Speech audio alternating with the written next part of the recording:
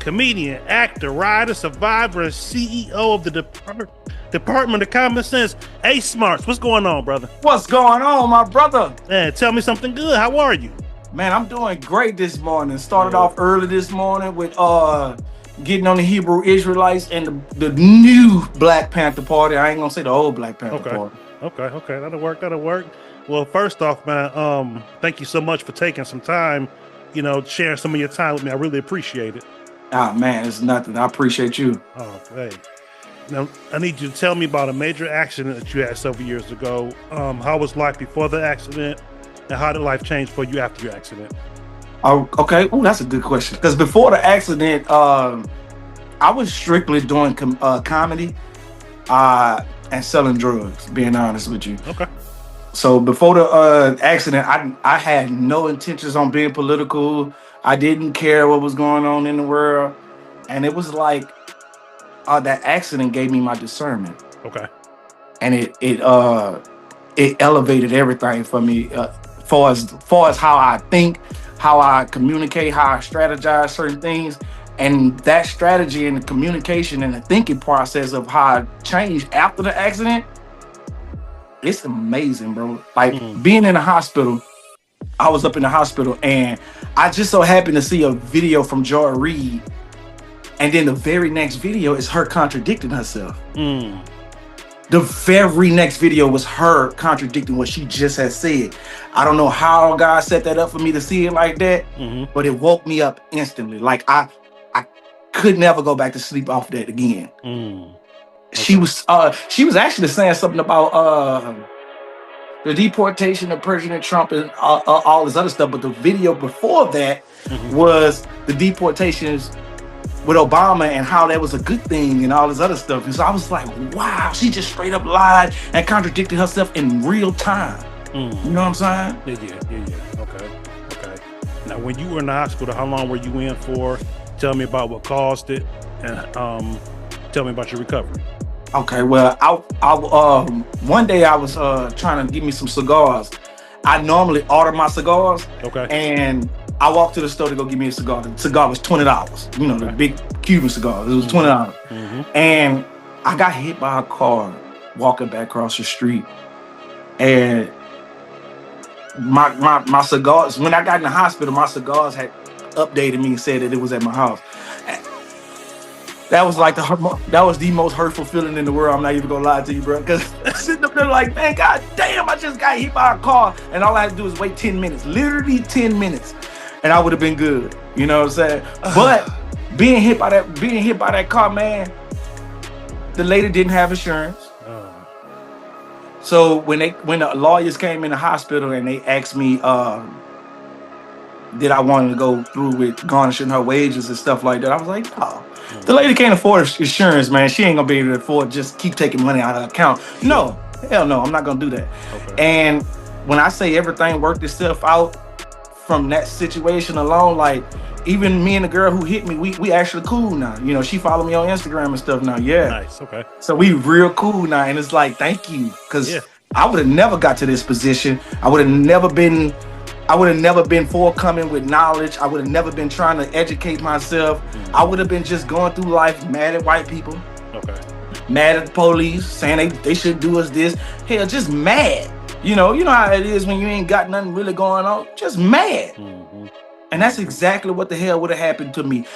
I was kind of chunky at the time too, so I was a little bigger. She looked like she hit 2 deers. Her car was more messed up than I was. Oh man, and I was gonna ask you about that in terms of your recovery. I mean, what do you like right now? I mean, you look good, brother. You be posting on your IG. You have me laughing when you go into the Ace Smarts combo. You know what I'm saying? You be coming in shirtless. Yo, you look. I mean, clearly you've lost some weight and did something with your fitness. Tell me about that.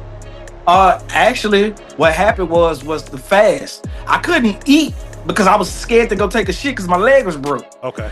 And sitting on that porcelain toilet, man, I was crying. I couldn't breathe without my leg hurting. So with my recovery, I remember like it was yesterday. The doctor kept walking in my room. They'll stay for a minute, maybe 2 minutes, ask me these stupid random ass questions, and I'm sitting there like, God, is this all they do is come in here and ask a few questions and then just give you pills? Mm. Oh, I don't want that. Right. So they told me my recovery was gonna be 7 to 8 months. Okay. I recovered in 1 month because I didn't use no drugs whatsoever. My body was faster, so all my energy went to healing. Right. Okay. Every single part of my energy went directly to healing. Sure. I started mapping again. I got the discernment, so I started mapping out what was hurting, how it was hurting, and it literally turned upside down the next week. Wow. Everything turned upside down the next week. I am not kidding when I say this. I went from, hey, could you hand me this, to getting up and moving around, hurting, but I understand why it's hurting. It's because this meat is cut all the way through to the bone. You know what I'm saying? I understand why it's hurt. So it didn't bother me after a while. When I first started walking again, brother, I went straight to the spot where I got hit at. I caught a big anxiety attack, but I knew I had to do it to overcome it because I was scared to see even cars flying past me. They had me wanting to jump behind every pole. Seriously, bro. It had me wanting to jump behind every pole and everything. And I was like, I'm not no coward. I'm not gonna live like this. I don't give a damn what happened. Right. And I bit that bullet. I caught that anxiety. I remember being dizzy, sitting down on the edge of the street, and I just looked up and was like, if I can make it across this street with my leg hurting, I'll never get hit by a car again. And I made it across that street. I never got hit by a car again. And how long ago has that been? 3 years. Hey, brother, congratulations to you on your survival alone. You know what I'm saying? That's not something that everybody walks away from healthy on top of that. Yes. So, yes. Sure. I'm probably the healthiest I ever been because of that, tell you. Okay. I mean, but again, like, you know, good Lord have a way of turning bad around for good, you know, and just different things that you've said in our conversation now and different things I've heard you talk about are a testament to it. So, I mean, for sure. Yeah. Who would you say is the most influential person in your life? God. Okay. I don't really look up to people no more. I realize people bullshit. I realize people they get attracted to things, places, and people, and those things, places, and people override truth sometimes for them. So I don't put blessings in the man no more. Sure. Okay. That's a really that's a first in terms of answers that I've gotten from a question similar to that. Say God be the most influential. Okay, good answer though. The best answer you can give. You know, of all of the things that you could have done, I know you said you was selling drugs and doing your thing prior to the accident. What made you choose comedy? I mean, are you the funny person in your friend group or in your family, or how did it come to comedy? Absolutely, been a class clown my whole entire life.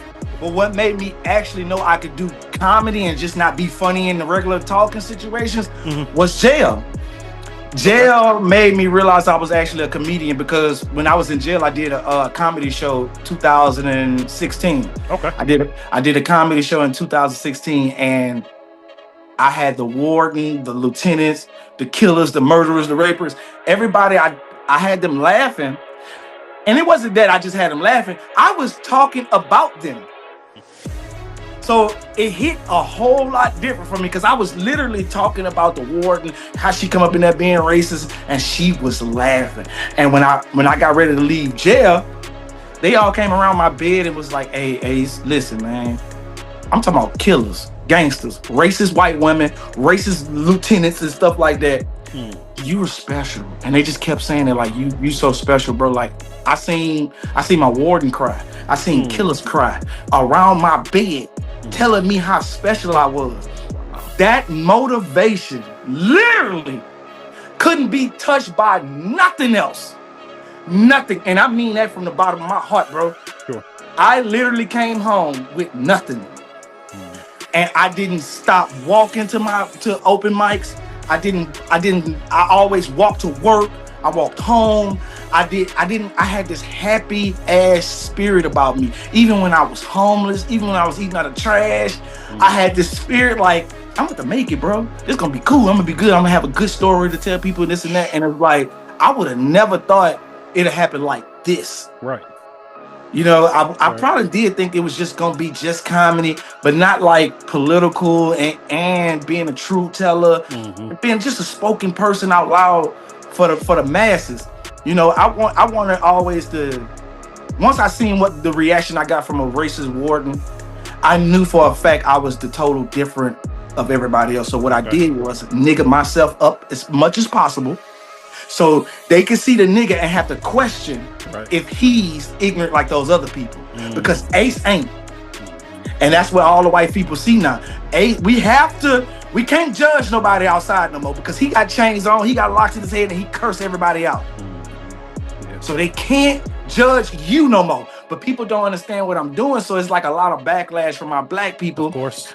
Because they think just talking about them and it's gonna change them. No, you gotta be a stupid motherfucker to think that you finna change people because of what their ancestors did.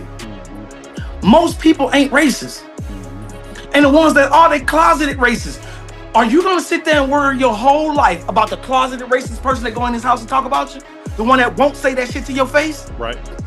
And that's my problem. Like with the Hebrew Israelites and the Black Panthers, they stand outside talking this white man rhetoric all day with their shirts on. That's all they do. They don't give a damn about what's going on in the real world. They don't go over there and stop the killers. They don't stop the gang members from shooting up birthday parties for kids. They don't be the protection for those people like that. They never that protection. But you outside with your Bible in your hand telling the white man how he's so bad. Like that's gonna change any fucking thing. Them people don't feel no sympathy for what the fuck they grandma did. They ain't their grandma. I'm not the slaves. I didn't grow up in Jim Crow. I don't know shit about redlining. Cause wherever the fuck I wanted to stay, I stay. Whatever the fuck I want to do, I do. And if I was gangster enough to kill somebody, what make you think I'm not gangster or shoot at somebody? What make you think I'm not gangster enough to stand on my own 2 feet and not need nobody? You know what I'm saying? And that's what pissed me off about black people. We give all our power away every day. We give all our power away. Oh, the white man doing this, the white man doing that. Well, why you don't tell Jasmine Crockett nothing? Because she right there by the white man. She doing shit. Huh? Why you don't go outside and get these young niggas in line? Why we don't make them a militia? So cops don't fuck with us. Why we don't train these cats? This is the Hebrew Israelites. When I look at the Hebrew Israelites, you're supposed to be training kids up and right, not wearing a purple shirt screaming. That's the dumbest shit in the world. I look at results. I don't look at shit else but the results. If you don't look at the damn results, all you're gonna do is keep getting placated into loving this stupid shit so much, or being emotional tied to the white man that did just something, or slavery. Your emotions get tied versus your reality. Right. And you get nothing for that fucking emotion. Time wasted. Time wasted. That's all you get. Man. Yeah, most definitely. Truth teller, true speaker, like you said. Yes, sir. Who would be on your Mount Rushmore of comedians? Oh shit. Bernie Mac. Okay. Bernie Mac. Okay. Richard Pryor. Okay. Dave Chappelle. Okay. And D. Ray Davis. I know that's crazy, but D. Ray Davis is one of my favorite comedians of all times. D. Ray Davis. D. Ray Davis. I don't think he get enough credit because I went to a couple of shows when I'm doing shows and stuff like that, and he's one of the only people that I actually just sit back and behind the stage and watch him. Or when I go to Cat Williams' show or something like that, he's one of the only people that I actually love to hear talk. You know what I'm saying? Because it's always new, it's always funny, and he's just a regular, average, funny person that learned how to talk on the stage. So I give D. Ray Davis that because I haven't seen him miss. I even witnessed Cat Williams miss. I see Martin Lawrence trash to me. You know what I'm saying? Like, I'm just being honest. Stand-up wise, Martin Lawrence trash, bro. Now, would you say trash now or just you always have been? I believe his jokes worked for the time period when he was younger, and it absolutely worked. But I'll go back and watch stuff like Def Comedy Jam, and the people that hit then, you see they still relevant now. True. You know what I'm saying? Those people like hell, even Hamburger. he got a little swag now, even because he done grew up with the times and stuff like that. Those type of people done grew up with the times, and you see the elevation. You know, if people like Ricky Smiley, DL Hughley, I can't stand him. I don't even think, can't nobody even tell me one of his jokes. Yeah. You know what I mean? So he could never, and he's on the Kings of Comedy. Nobody even know what he said on them. Right. Yeah. That's crazy. I'm laughing because I heard your commentary about DL a while back. So I'm laughing, remembering what you were saying. Yeah. Listen. Yeah. I love watching comedy. I love critiquing it. You know what I'm saying? And I love being critiqued on my comedy. Okay. This is kind of why one of the reasons why I'm such a great balance in entertainment on the internet. Sure. Because I give you every genre. I give you everything from the newest TikTok dance all the way to the political shit, all the way to me making up stuff about fake Jordans and stuff like that. So I give you every type of content that's possible on one page. Sure. Yeah. Absolutely. Do you have a Mount Rushmore for comical movies? Oh, yeah. Nobody touching Eddie Murphy. Okay. Give me. I would literally put Eddie Murphy by himself on some shit. I just cannot even lie, because there's nobody that ever did what he did. So Eddie Murphy is by himself. And then if I want to name the other 4 people, Mike Epps, he's very funny in movies to me. Okay. Who else? It's a lot of them. It's a lot of them. Chris Tucker, very funny in the movies to me. Bernie Mac again. Oh man, yeah. Bernie Mac again. He is very funny to me in movies. For sure. And my last one. Who else be in movies a lot? I don't know who else be in movies a lot like that. Hey, so to be honest, just to your point about Bernie, I would say Bernie is maybe one of the best, to be honest, in terms of his acting, his ability to act. If you've seen him in the movie with Terrence Howard, I don't know if it was called Dive or something, but it was swimming. You know, yeah. You know what I'm saying? As far as capturing emotion and crying and stuff, man, he's a beast. Yeah. And it took me my first time watching Life, I still didn't know that was Bernie Mac. Really? My first time, just the first couple times watching, I did not know that was Bernie Mac because how he was acting. And then I look and I think it was him. I think it was him, but I never thought that was Bernie Mac at first. So he's a great actor, but like I said, they ain't a soul on this planet that's better than Eddie Murphy. You don't think that Jamie can do anything with him? Yes, Jamie Foxx the last. No, Jamie Foxx can't do shit with Eddie Murphy. Tell me not why. a damn thing. Tell me why. Eddie Murphy play everybody in the movie. True. Literally just stop right there. True. Eddie Murphy played everybody in the movie. I don't think nobody else could do that. Talk to themselves, get up, read. Nobody else did that. Not like that. For sure. You know? For sure. I don't think he got the love he deserved either in terms of his singing ability. Eddie got a voice to him, man. Eddie got a voice to him. He got a nice voice. Eddie got a voice to him. And that's what kind of made Eddie so mobilized. Like he became the top tier early in his career because he hit every single avenue. You just think about Coming to America. This guy literally played like 6 people in that movie. Right. And in Meet the Clumps, he played everybody. You know what I'm saying? So it's like family. Yeah. Having a conversation with yourself and sitting down arguing and making jokes about yourself, I don't even see how that's possible. Yeah. So, and you can tell it's real hard. Nobody else did it. Nobody.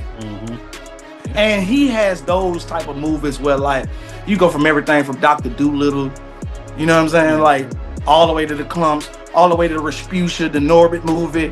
You know what I'm saying? Like he doesn't miss. He doesn't miss on that level. And they always a classic. One of my favorite movies is Boomerang. And that's because he had nothing to do with funny. It was just regular pimp. I'm clean, fresh guy. And I forgot it was Eddie Murphy for a minute. You know? That's a good performance. Yeah. That's a good point. Do you have any comedians in particular that you want to work with, like your top 3? Currently, right now, Mike Epps. Okay. Um, uh, uh, Aries Spears. Okay. Huh. And then the reason why I say him, because I really don't too much care for him, but I think the dude and me can have great improv shit. You know what I'm saying? Like Okay. he's great at improv. Yeah. One thing about that guy, bro, it's a reason why he's still around all these years. He's great at improv. The other person miraculously that I love to work with right now is Tracy Morgan. Tracy Morgan. Tracy Morgan. I love to work with Tracy. I ain't lying. Tracy been around for a number of years. Yes. Yes. And Tracy don't have that. He got that cool, laid back funny that makes me laugh, you know? I can see me laughing all day with him. Sure. Okay. Now, how difficult would you say, being that you the funny guy in the friend group, the family member, you know, and then even when you were away, you know, you had it then. Would you say that it's a level of difficulty for you the same as what others have been? You know, how hard is comedy for you? Comedy is like breathing. My dad was a comedian. My grandmother was a comedian. Okay. My grandfather was just hella funny. My whole family is like movie buffs that make jokes all day. So we had to be like witty. We had to have structured jokes in order to make the family laugh. You know what I'm saying? So it was always like this arena of comedians in my house. Yeah, so it took a little turn because like even now, whenever I go to Atlanta, bro, I start crying because I realize my dad taught me everything I'm doing. I wasn't never thinking to do this. I was never thinking to like make this as a career or nothing like that. And he taught me everything. My grandmother is one of the funniest people I know. She'd make you laugh at a funeral. Literally, she would make you laugh at a funeral. I'm talking about crying in tears. People wouldn't know what's wrong with you, whether you crying at the funeral or you just can't stop laughing because she's that good at comedy. Okay. And I like I said, comedy became like breathing to me. Those videos that y'all see, that takes me the same amount of seconds that it took you to watch it.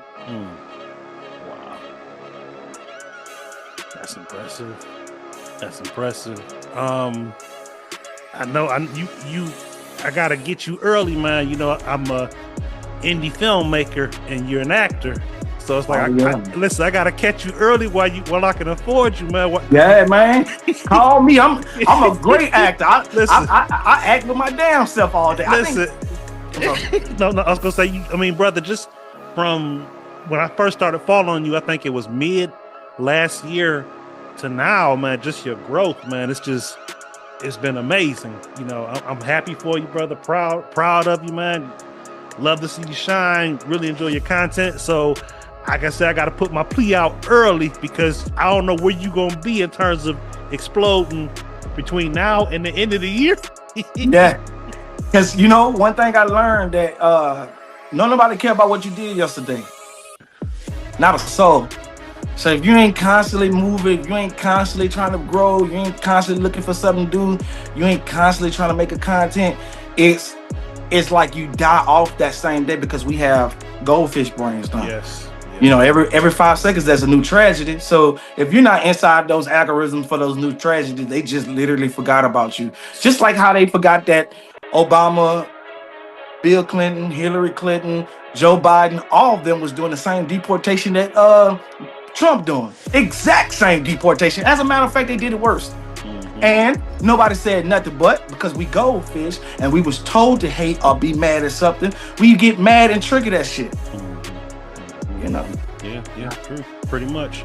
Do you have a particular genre? Because my main area of expertise is martial arts. So you up for doing a fight scene? Hell yeah, I like that. Okay. Hell yeah. All right, cool. I'm with that. One thing I do good is actual fight. I can fight good. That's one of my favorite pastimes. I still be thinking about kicking people's ass, but you know, a lot of stuff has dialed down. You know. Yeah. Well, you doing different things. You moving differently now, man. You know, it's one thing to fight when we kids and younger. They put us in jail now. You know what I'm saying? Yeah. So a lot of things I'm able to just walk off from. As a matter of fact, I strategically beat somebody up in the airport the other day. Yeah, a guy got in my face and I just walked off. And when I seen he wouldn't stop, I started running towards the security guard. And he started trying to swing and punch me in the back of my head.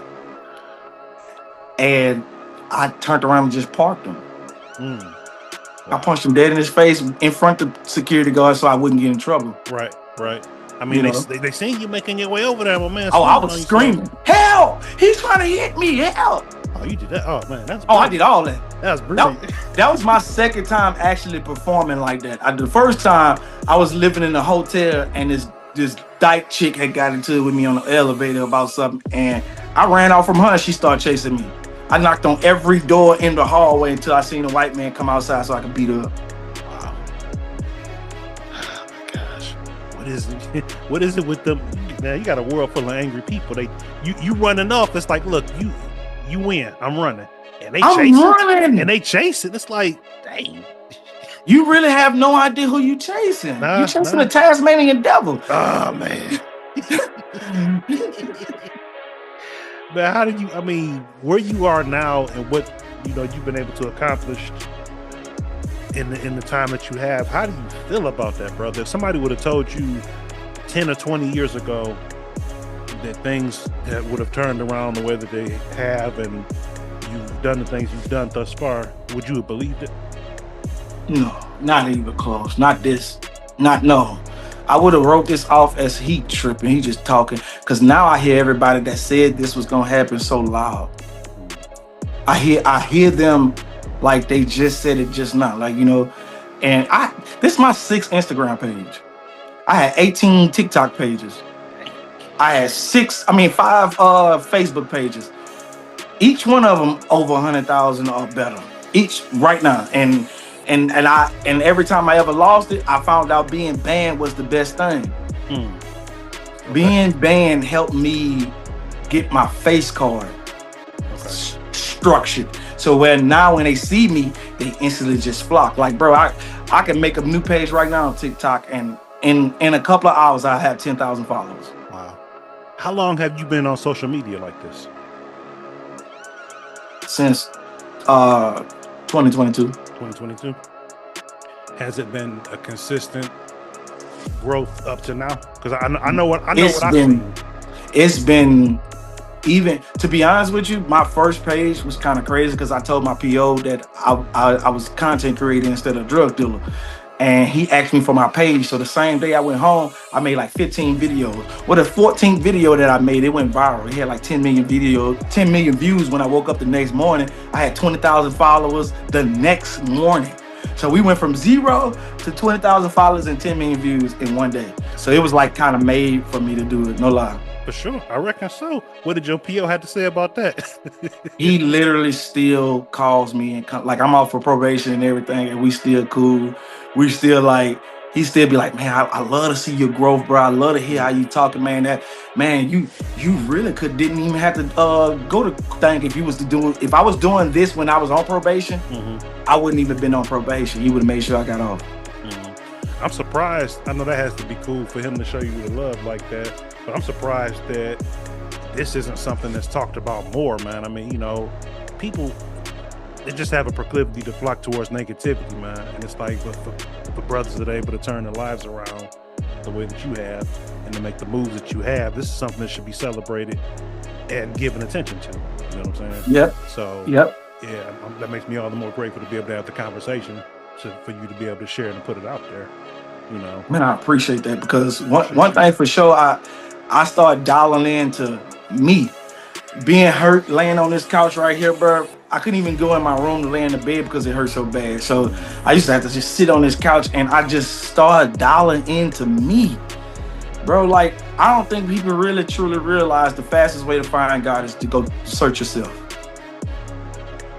That is by far the fastest way to find God, because he's going to speak so clear when you don't have the other distractions, when you don't have the money that you need to chase, or the women that you need to chase, or stuff like that. When you could just sit there and home in on you, it becomes clear. I went to Colorado, and that was the first time I actually felt like I met God. Okay. Tell me about that. Colorado was one of the most beautifulest places I ever been in my life. Mm. And my cousin, he had sickle cell, so he got sick real bad because the air's so thin out there. He need a lot of oxygen Okay. for his platelets. And I took him to the hospital. He told me, man, go give me a weed pen. That's what we was down there to smoke or whatever. And I went and got him a weed pen. And I never forget, I hit the pen while I'm driving back, but I'm on this mountain. It ain't nothing but brick and a cliff. And I start coughing and throwing up on myself, like, cause you know how we do. And I gotta keep my eyes focused, my eyes bloodshot red, everything coming out my mouth. I'm throwing up. And when I finally get to the runoff side where you could just pull over, I got out the car. There was millions of stars above me, clouds below me, and endless mountains I could see for the rest of my life. Look like it. Like it was endless mountains, endless. I could just see, and it wasn't like the shadow mountains. I could see the whole mountain from where I was, each one of them. And I remember seeing like the little green aurora over my head and was like, oh shit, I felt this small. I felt this small. Like I felt like, oh, we are really in an ant form. It hit me totally different. Like I started realizing that God was so much bigger than what I was trying to put him in the little box of. You know what I'm saying? I was trying to put him in a box to make him fit my consciousness and my understanding. And that man wasn't even close to that, because driving back, I realized after seeing that, I was like, who cut all this grass? Now, I know that sounds crazy because I cut grass for a living. And I look at yards, and I'm looking at 100 miles from Colorado Springs to Denver. It's 100 miles.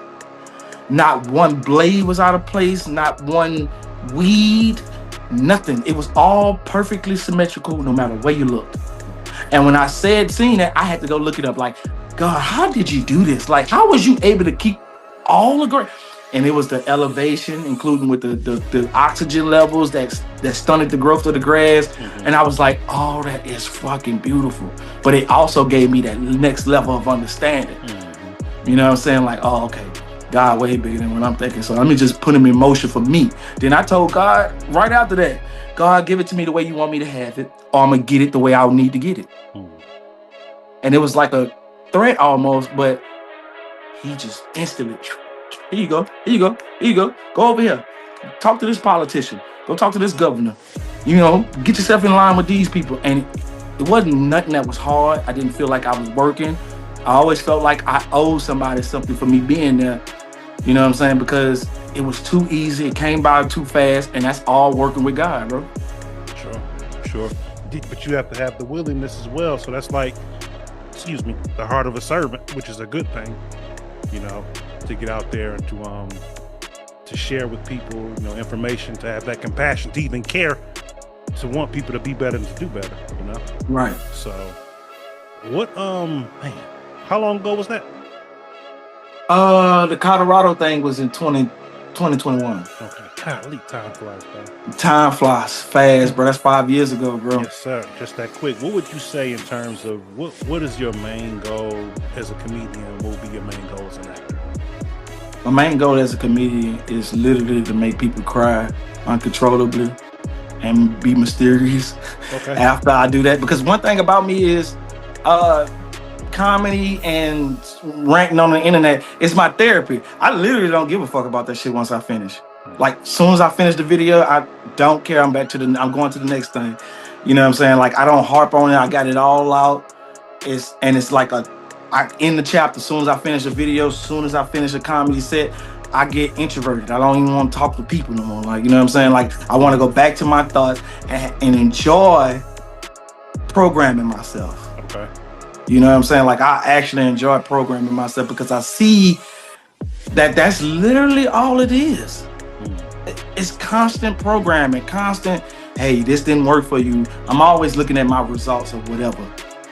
I don't give two damns how I felt about it the other day. When I'm wrong, I can stand up with my whole chest and say, hey, bro, I was wrong about that. This is why I was wrong. I'll never say that crazy ass shit again because that was stupid, this and that. And people been like drawn to me for that reason, because I'm not so self-centered that I don't think I could be wrong. Sure. I'm not so big on the internet that I think I can't be wrong. And those people that do, or think they just have so much morale over everybody, it's the reason why I curse. God gave me that message. Ain't but one curse word, and that's damn. That's the only word that could curse a person. Everything else just bad words. You know what I'm saying? And once I figured that out, once I went into my little own, I was like, well, I never damn nobody. You know? And that's why I talk the way I talk, because when I got hit by the car, I met him then. And I remember my family sitting around me when I woke up. I didn't wake up. They told me I was talking to them the whole time. Actually, they told me I was the one who called them to come to the hospital. Had no idea where my phone was when I woke up, but I mean, when I came to, but I never stopped talking to them, obviously. So when I woke up and I was like, yeah, what the hell y'all get up in here? I'm like, what y'all doing in here? How everybody get around me? They was like, you don't remember you called me? You called us?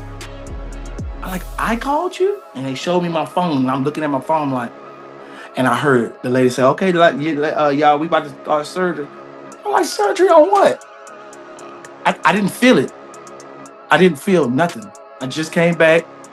I didn't feel nothing.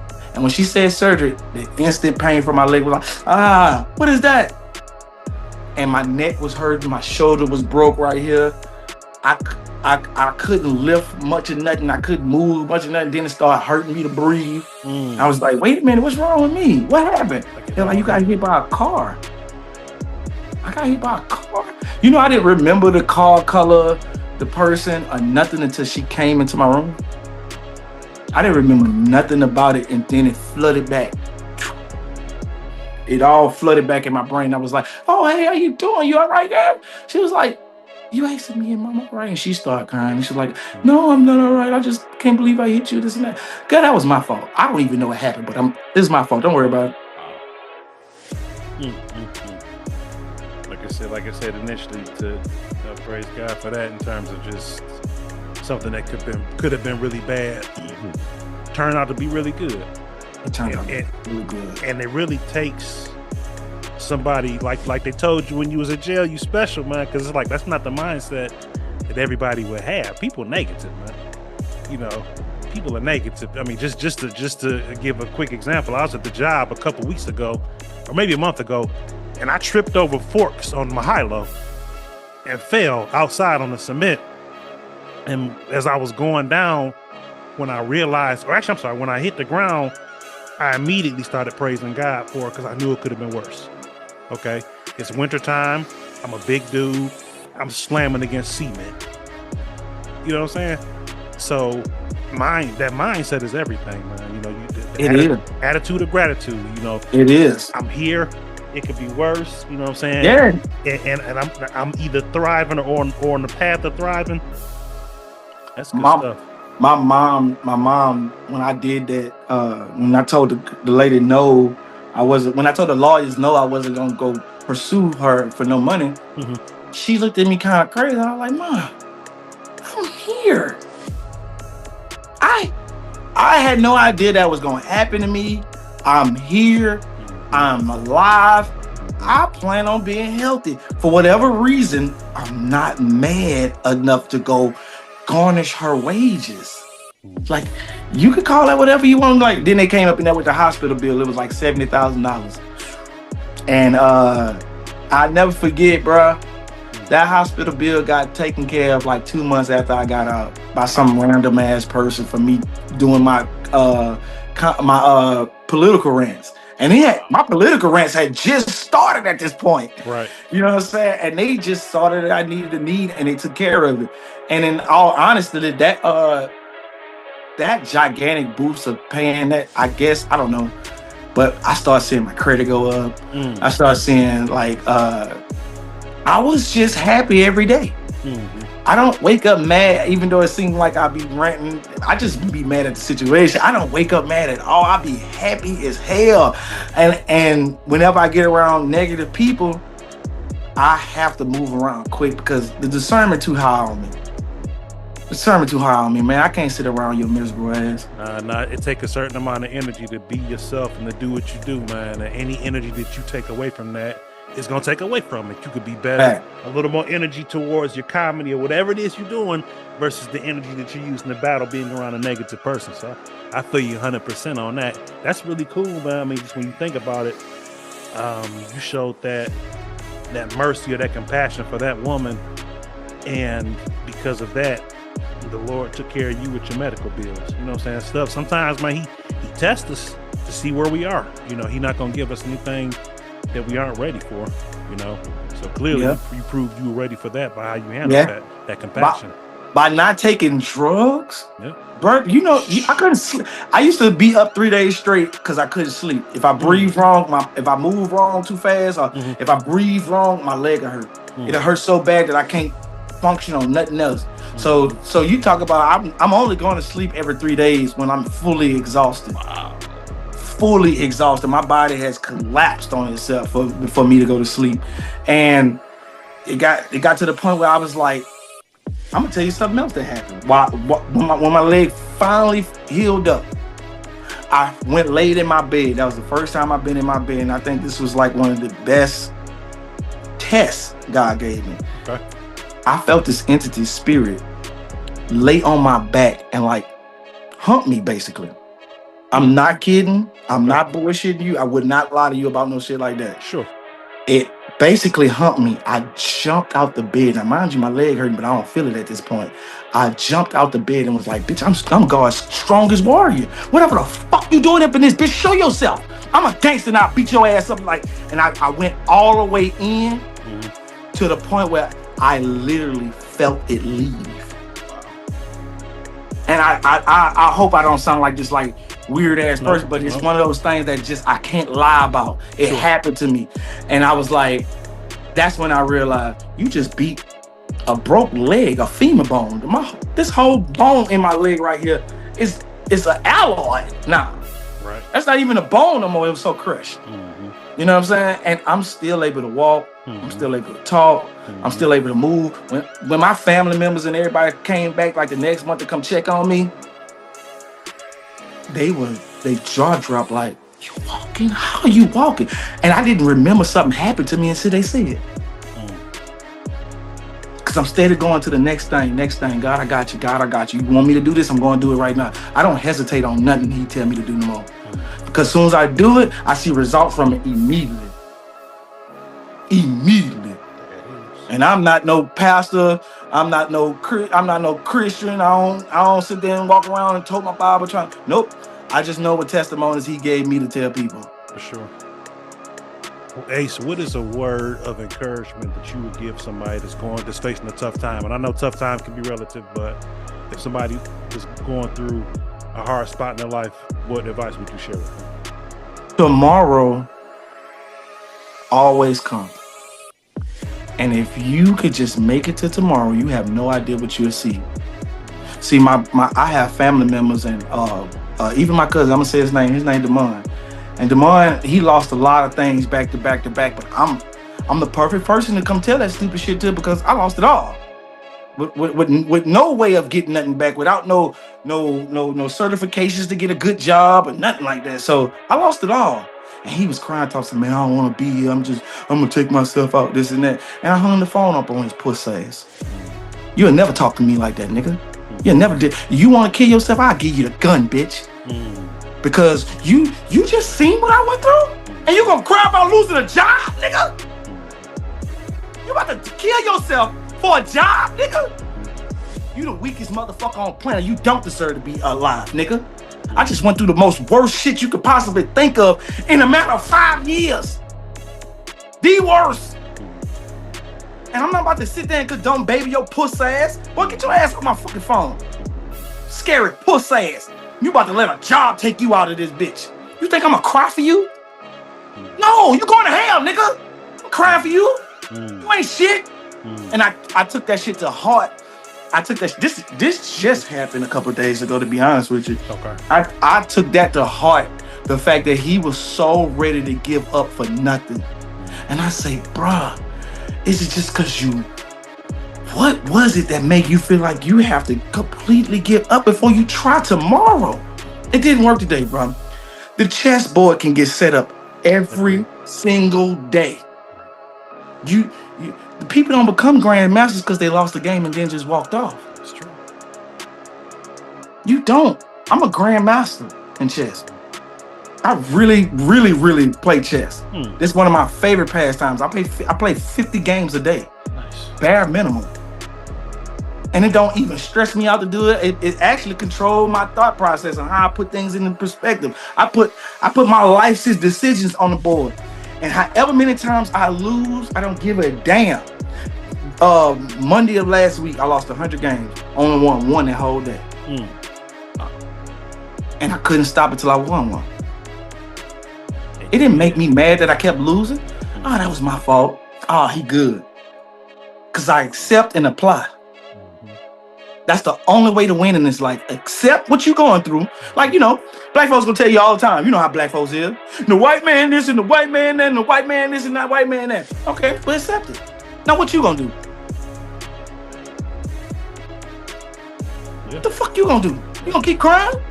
Because I guarantee you none of that shit gonna help you. I guarantee you still talking about the white man holding you back on some shit. It's gonna keep your ass held back. You just gave him all your power yet again. But you'll come outside and shoot me. With no threat of consequences. You don't give a fuck about going to jail. Why you don't give a fuck about going to jail when it's your life? Oh, you coward. That's why I don't participate in it. You a coward, boy. You'll kill me, but you put your hand behind your back. As soon as you kill me, you gonna put your hands behind your back for this fucking police officer. One. You was a pussy. Wow. Yeah. Real Pretty talk. much. No, real talk for sure. Ace, what is a word of encouragement or advice that you wish someone had given you when you face a tough time? I wish somebody would have told me to look within self, accept and apply. Because they gave me all these stupid ass things to go gravitate to. Oh, you're supposed to be doing this. You need to be some more social. You need to be around these people. And I started realizing the less I be around people, the more I get done. I get so much shit done. Like, I don't have to wait on nobody to do nothing. I don't have to, and my whole life has been me just getting it done. Well, since the accident, it's been just me getting it done. One step out of another. And then I look up and be like, oh shit, I just came from way back there. Now I got to turn my head back around before I turn to stone and just keep going.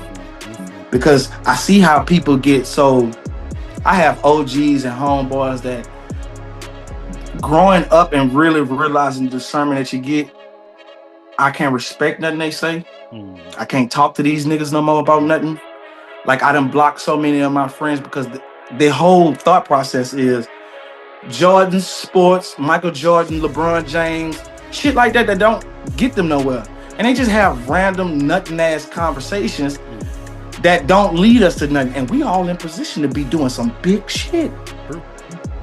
We all in position to be doing some big shit, but rather than that, we give all our energy for the P. Diddy cases and when talking about Cardi B, and we give all our energy to that shit. You know what I'm saying? And like, that's why the Department of fucking Common Sense got born, bro, because it was like, I didn't realize that it's like 2% of the country that got common sense. Like real common sense, it's like 2%. It ain't even high. And you notice it whenever you see how the new incident come, and now everybody mad about this, but they forgot about Charlie Kirk, they forgot about Erica, they forgot about Candace Owens, they forgot about all the other shit that just happened because they goldfish. They forgot all about that. Now they over here mad about this. You too emotionally tied to every single thing, and it's getting you nowhere. See, go right back to what's your results. Right. Yeah. Yeah. What are your results for doing all that? What are your results for knowing that? What are your results for placating in they little field? What are your results from that? And if you have none from that, and all you doing is just talking, and you are bullshitting yourself. You give a damn what nobody think about it. You bullshitting yourself. And I don't talk to bullshit ass people about nothing. I'm talking about I'm one of the most rudest people in the world when it comes to wasting my fucking time. You will not waste it. I got hit by a car, did not expect that. I got sat down for a whole month, did not expect that. I wish I would let any one of you motherfuckers waste my time. I don't know how much longer I got on this earth.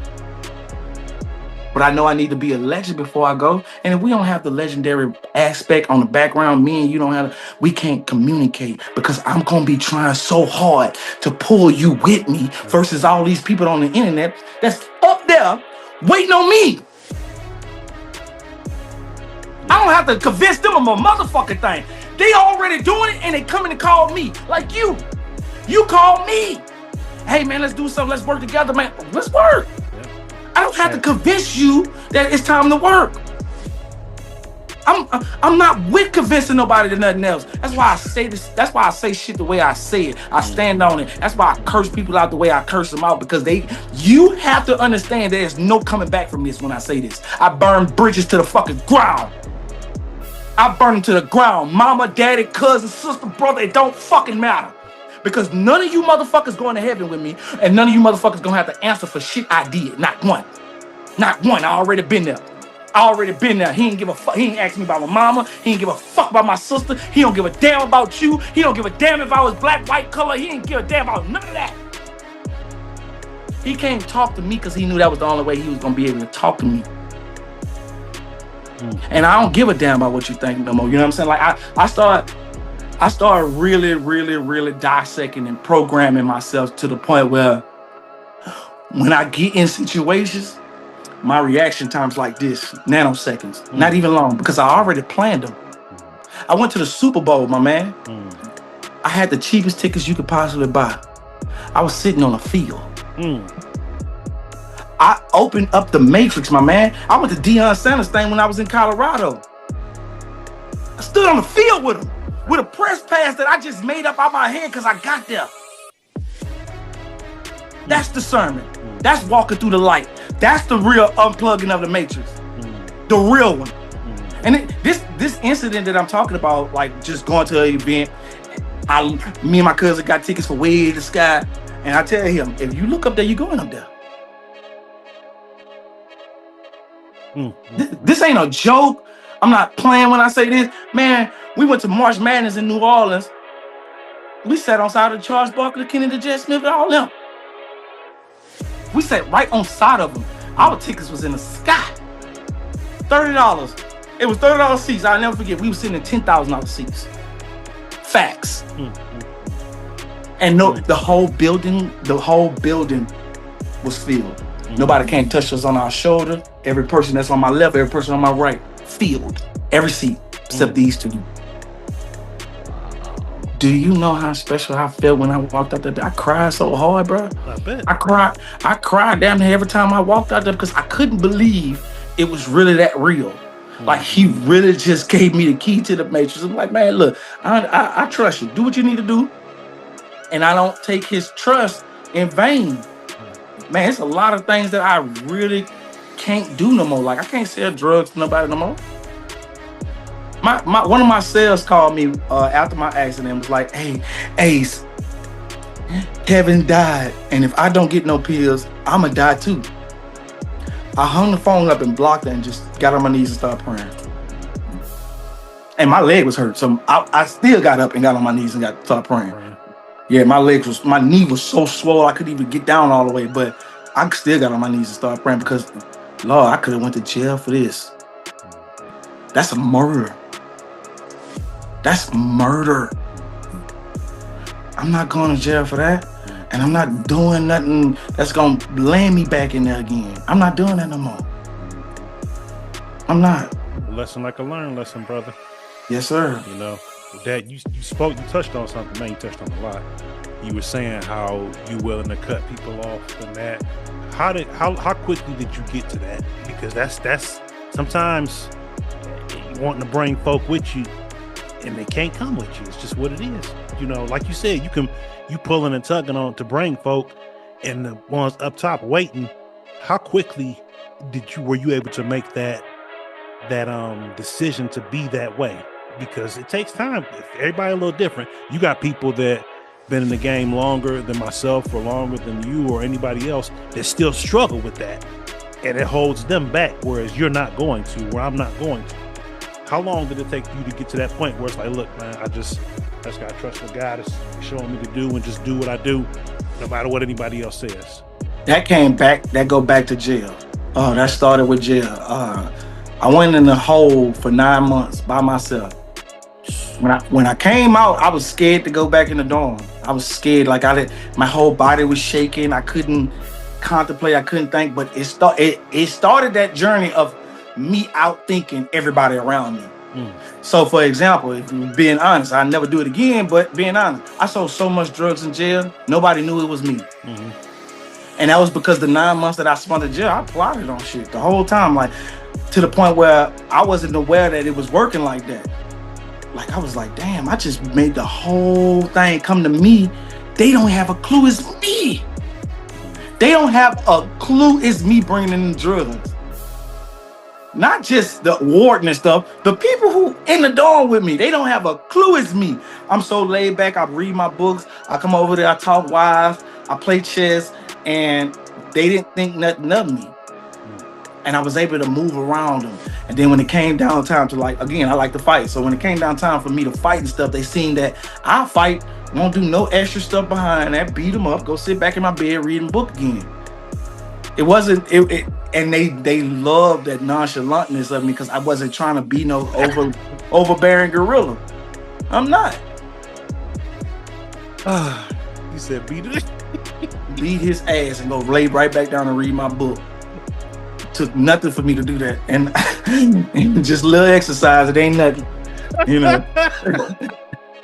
But Ace, that's old school. That's how I used to be back when we was kids. Before it was the shooting and stuff afterwards. You get your whooping and go on about your business. You know what I'm saying? That was the good days. Yeah. You talking to a cat that when I was younger, I probably had over 300 fights. That's because people used to knock on my door every fucking day and be like, "Can Ace come outside?" And I go outside to the dope boys. They be paying other kids to fight me to see if they could beat me. And whoever win get the money. I used to beat them niggas up all the time. That was my pleasure. Getting paid, that'll work. Getting paid to fight at a young age. Oh my gosh. Ace Smarts, you are awesome, brother, and I appreciate you. God bless you, man. Thanks again for giving me a little bit of your time, man. Keep doing what you're doing. Keep shining, brother. Man, thank you so much, my brother. You're welcome. I appreciate you. Appreciate you. Signing out.